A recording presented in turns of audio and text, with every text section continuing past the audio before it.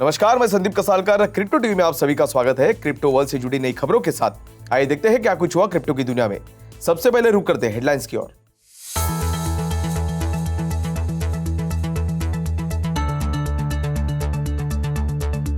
Crypto bill लागू होने से पहले सीबीडीसी को लॉन्च कर सकता है भारत। मैक्रो इकोनॉमिक अनसर्टेनिटी के बीच क्रिप्टो करेंसी में दिखी गिरावट। 3AC के फाउंडर्स हुए फरार, लेनदारों ने खटखटाया कोर्ट का दरवाजा। कॉइनफ्लेक्स ने बिग कस्टमर से शुरू की $84 मिलियन की वसूली की कार्रवाई। KuCoin ने स्टाफ को निकालने की अफवाहों का किया खंडन।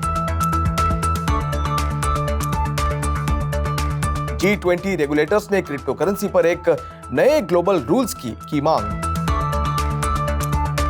जून में पिछले 10 महीने के निचले स्तर पर पहुंचा यूनिस्वैप का वॉल्यूम, छुआ $25 बिलियन का आंकड़ा। OKX crypto exchange Manchester city का बना official trending kit partner. Finance ministry official के अनुसार इस संबंध में reserve bank of India act में पहले ही अमेंड किया जा चुका है और फाइनेंशियल एक्ट 2022 ने सेंट्रल बैंक को सीबीडीसी लॉन्च करने के लिए फर्निश किया है। ऑफिशियल ने कहा कि वे इंटरनेशनल रेगुलेटरी डेवलपमेंट्स के साथ साथ इंडियन मार्केट में क्या हो रहा है इसकी बारीकी से निगरानी कर रहे हैं। क्रिप्टो अभी भी उभर रहा है, जबकि ड्राफ्ट बिल को मेटावर्स, वेब3, डीफाई, गेमिंग और दूसरे एरिया जैसे सब्जेक्ट्स को एडिक्वेटली एड्रेस करने की जरूरत है और सीबीडीसी बस इंतजार नहीं कर सकता।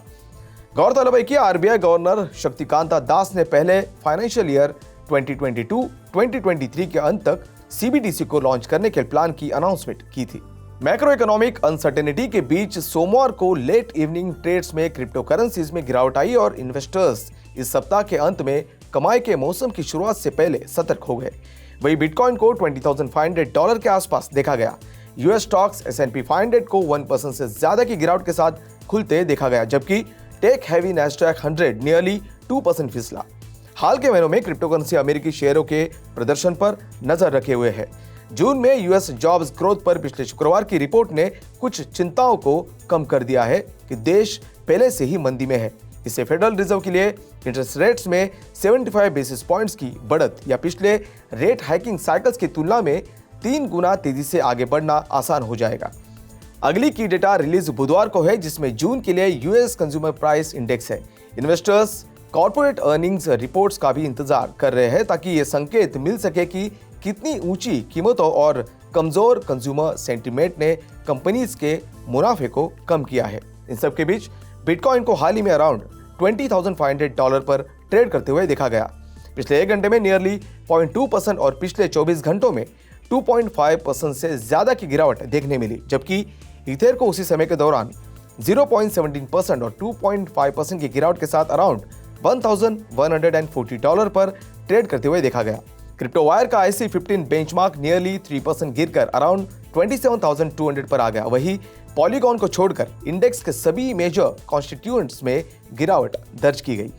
रिपोर्ट सामने आ रही है कि बैंकरप्सी होने के लिए दायर किए जाने के बाद अब बैंकरप्ट 3 एरोज कैपिटल के फाउंडर्स सिंगापुर भाग गए हैं। 3AC का हेडक्वार्टर देश में था और न्यूयॉर्क में एक कोर्ट फाइलिंग के अनुसार फाउंडर्स काइली डेविस और सुजू का करंट लोकेशन अज्ञात है। क्रेडिटर्स के लॉयर्स ने भी कहा कि 3AC का सिंगापुर ऑफिस खाली कर दिया गया है। उन्होंने ये भी कहा कि दोनों फाउंडर्स जांच में सहयोग नहीं कर रहे हैं और यहां तक कि जूम कॉल में ऑडियो और वीडियो को भी बंद कर दिया है। चिंताएं बढ़ रही है कि 3 एरोज से संबंधित एसेट्स जो बड़े पैमाने पर कैश, क्रिप्टो और NFTs के रूप में है, उसको आसानी से ट्रांसफर किया जा सकता है। क्रेडिटर्स 3 एरोज की एसेट्स को फ्रीज करने की मांग कर रहे हैं, लेकिन पहले वे कोर्ट से 3 एरोज के फाउंडर्स को फंड्स एसेट्स की लिस्ट बनाने के लिए मजबूर करने का अनुरोध कर रहे हैं। इस मामले को लेकर न्यूयॉर्क में मंगलवार सुबह कोर्ट में सुनवाई होनी है। कॉइनफ्लेक्स एक क्रिप्टो करेंसी ट्रेडिंग कंपनी है जिसने एक ब्रॉडर टर्नअराउंड स्ट्रेटेजी के हिस्से के रूप में लार्ज इंडिविजुअल कस्टमर के ओड डेट में $84 मिलियन से अधिक की वसूली के लिए आर्बिट्रेशन शुरू कर दी है। हांगकांग इंटरनेशनल आर्बिट्रेशन सेंटर में आर्बिट्रेशन प्रोसीडिंग्स शुरू की गई थी क्योंकि शख्स के पास पे करने का लीगल ऑब्लिगेशन था और वो एग्रीमेंट को ऑनर करने में विफल रहा था। जून के मार्केट में उतार चढ़ाव के दौरान एक व्यक्ति के अकाउंट के नेगेटिव इक्विटी में जाने के बाद कॉइनफ्लेक्स ने पिछले महीने विड्रॉल्स को सस्पेंड कर दिया था, जिससे उसका बैलेंस इफेक्ट हुआ था। कॉइनफ्लेक्स के सीईओ मार्क लैब ने शख्स की पहचान famous crypto investor Roger Ver के रूप में की, जिसका सोशल मीडिया पर वेर ने इनकार किया था। क्रिप्टो करेंसी एक्सचेंज KuCoin ने नौकरी से स्टाफ को निकालने की स्पेकुलेशंस को झूठा ठहराते हुए कहा कि यह आने वाले महीनों में 300 से अधिक स्टाफ को हायर करने का इरादा रखता है। KuCoin के सीईओ जॉनी ल्यू ने एक पब्लिकेशन को बताया कि एक्सचेंज ने स्टाफ को कम नहीं किया है और ऐसा करने का कोई प्लान भी उनका नहीं है। ल्यू ने कहा कि KuCoin के एम्प्लॉयज के टोटल नंबर हाल ही में 1000 से ऊपर है और करंट प्लान्स का मतलब है कि 300 और एम्प्लॉयज को हायर करना। इसमें टेक्नोलॉजी, कॉम्प्लायंस और मार्केटिंग टीम्स में पोजीशंस भी शामिल है। हाल ही में मार्केट डाउनटर्न ने कई क्रिप्टो कंपनीज और एक्सचेंजेस को मजबूर किया है, जिनमें कॉइनबेस, बैंजा और हुओबी भी शामिल है, जो स्टाफ को निकालने के लिए मजबूर थे। कॉइनबेस ने 1100 कर्मचारियों को निकाल दिया है, बैंजा ने 70 कर्मचारियों को निकाल दिया है, जबकि हुओबी अपने 30% स्टाफ की कटौती की प्लानिंग कर रहा है। फाइनेंशियल स्टेबिलिटी बोर्ड यानी FSB ने 11 जुलाई को क्रिप्टो करेंसी के लिए नए ग्लोबल रूल्स की मांग की है और अक्टूबर में 20 यानी G20 फाइनेंस मिनिस्टर और सेंट्रल बैंक गवर्नर्स के ग्रुप को स्टेबल कॉइन्स और अन्य क्रिप्टो एसेट्स के लिए रेगुलेटरी और सुपरवाइजरी अप्रोच पर एक रिपोर्ट सबमिट करेगा। रेगुलेटर्स, गवर्नमेंट ऑफिशियल्स और सेंट्रल बैंकर्स की बॉडी ने फाइनेंशियल स्टेबिलिटी के लिए रिस्क के एविडेंस के रूप में हाल के मार्केट में उथल-पुथल की ओर इशारा किया। इस बात पर रोशनी डाला कि मार्केट प्लेयर्स की विफलता इकोसिस्टम के दूसरे हिस्सों में जोखिम को जल्दी से प्रसारित कर सकती है और ट्रेडिशनल फाइनेंस में असर फैल सकता है। FSB के बयान में सो कॉल्ड स्टेबल कॉइन्स का पर्टिकुलर रेफरेंस दिया गया है, जो मई के टेरा क्रैश से पहले से ही कई फाइनेंशियल अथॉरिटीज के एजेंडे में रहा है। प्रपोज रूल्स में मौजूदा फ्रेमवर्क्स को क्लोज गैप्स और इसके रिकमेंडेड रेगुलेशंस को लागू करने के तरीके शामिल हो सकते हैं। यूनिस्वैप ने जून के महीने के दौरान ट्रेडिंग वॉल्यूम में भारी गिरावट देखी, जो जुलाई 2021 के बाद से सबसे कम डिसेंट्रलाइज्ड एक्सचेंज यानी DEX द्वारा दर्ज किया गया है। यूनिस्वैप जून में $25.49 बिलियन के ईयरली लो पर पहुंच गया, जो जनवरी 2022 में $71.88 बिलियन से नीचे था। यूनिस्वैप ने 2022 की सेकंड क्वार्टर के आखिरी महीनों में अराउंड $46.39 बिलियन की मात्रा दर्ज की थी। यूनिस्वैप ट्रेडिंग वॉल्यूम मई 2022 में अराउंड $62.66 बिलियन थी, जिसमें 30 दिनों में 25% की गिरावट देखी गई। 10 महीनों के निचले स्तर पर पहुंचने के बावजूद यूनिस्वैप ने जून 2021 के साल दर साल ट्रेडिंग वॉल्यूम में 4% की बढ़त देखी है। यूनिस्वैप का पिछले साल के जून में अराउंड $44.4 बिलियन का ट्रेडिंग वॉल्यूम था।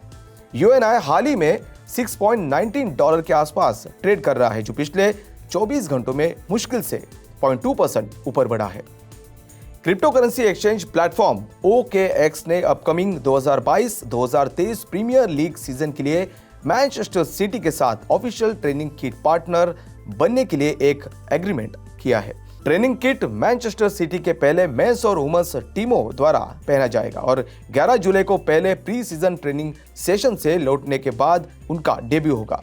किट स्पॉन्सरशिप लॉन्च के अलावा OKX ने मैनचेस्टर सिटी के players Erling Haaland, Jack Grealish, John Cancelo और जॉन स्टोन्स की आर्टवर्क्स बनाने के लिए स्ट्रीट आर्टिस्ट XAP19 और ग्लोबल स्ट्रीट आर्ट एजेंसी को कमीशन किया है, जो मैनचेस्टर में 4 जगहों पर लोकेशन स्कैटर्ड होगी। OKX क्लब के ट्रॉफी टूर के लिए एक प्रेजेंटिंग पार्टनर भी बनेगा, जो प्रीमियर लीग ट्रॉफी को France, Spain, UAE, South Korea और अन्य जगहों में फैंस तक ले जाएगा।